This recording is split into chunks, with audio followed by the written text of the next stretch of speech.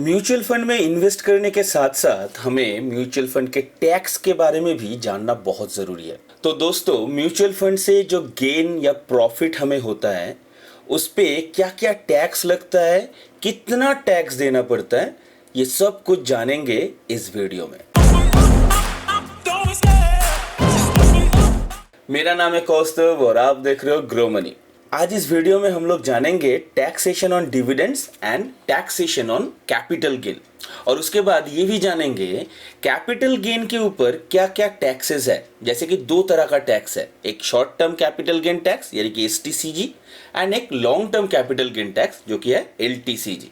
तो चलिए वीडियो को शुरू करते हैं। म्यूचुअल फंड से हमें दो तरह से गेन होता है, number 1 dividends, number 2 capital gain.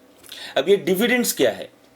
जब कंपनीज के पास प्रॉफिट के बाद सरप्लस कैश रह जाता है तब हो सकता है कंपनीज डिसाइड करे कि वो सरप्लस कैश अपने इन्वेस्टर्स में शेयर किया जाए अकॉर्डिंग टू देयर प्रोपोर्शन। इसे कहते हैं डिविडेंड्स। कैपिटल गेन क्या है? जब आप म्यूचुअल फंड के यूनिट्स खरीद के बेचते हो तब जो प्रॉफिट आप गेन करते हो उसे कहते हैं कैपिटल गेन। आसान शब्दों में आपकी sell value and buy value का डिफरेंस, ये दोनों के ऊपर ही टैक्स लगता है।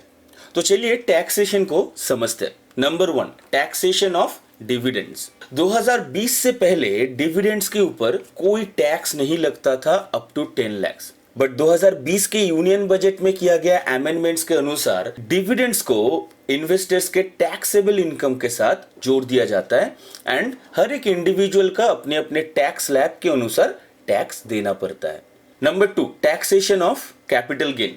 Taxation rate of capital gain depend करता है दो चीजों के ऊपर, एक types of mutual fund, 2 holding period. Equity funds and hybrid equity funds अगर आप खरीद के एक साल के अंदर अंदर बेच देते हो तो जो कैपिटल गेन होता है, जो प्रॉफिट होता है, उसके ऊपर आपको 15% टैक्स देना पड़ता है।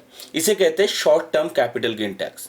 और अगर आप वही म्यूचुअल फंड्स को एक साल से ज्यादा समय तक होल्ड करके उसके बाद बेचते हो तो आपका जो प्रॉफिट होता है वो प्रॉफिट का 1 लाख तक टैक्स एग्जेम्प्टेड है एंड 1 लाख के ऊपर के अमाउंट के ऊपर 10% टैक्स देना पड़ता है। इसे कहते हैं long term capital gain tax. Date funds and hybrid date funds को अगर आप खरीद के 3 साल के अंदर अंदर बेच देते हो तो जो प्रॉफिट गेन होता है वो सीधे सीधे आपके टैक्सेबल इनकम के साथ जुड़ा जाता है एंड आपके टैक्स स्लैब के हिसाब से आपको टैक्स पे करना पड़ता है।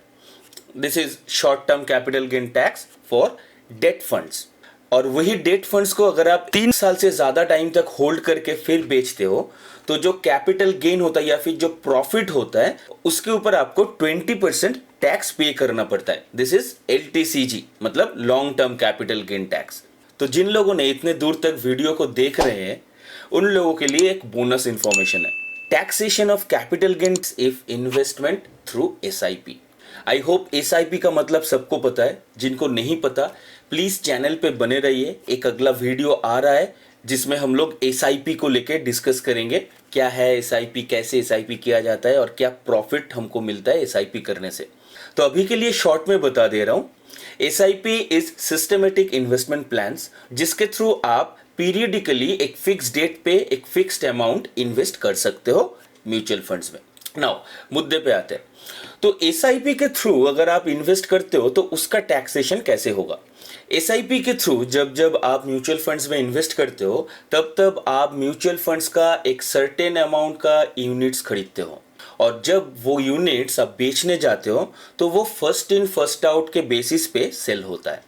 और इसके चलते जो यूनिट्स का होल्डिंग पीरियड 1 साल से ज्यादा है वो यूनिट से जो गेन आपको होता है उसके ऊपर आपको LTCG देना होगा, मतलब long term capital gain tax पे करना होगा। और जो यूनिट्स का होल्डिंग पीरियड 1 साल से कम है वो सारी यूनिट्स से जो आप प्रॉफिट कमा रहे हो उसके ऊपर आपको STCG देना है, मतलब short term capital gain tax पे करना है। तो इस बोनस इंफॉर्मेशन से आपको SIP इन्वेस्टमेंट मेथड का भी टैक्सेशन पता चल गया।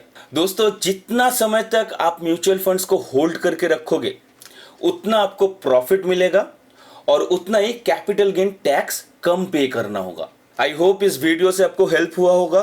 तो मिलते हैं नेक्स्ट वीडियो में। Take care.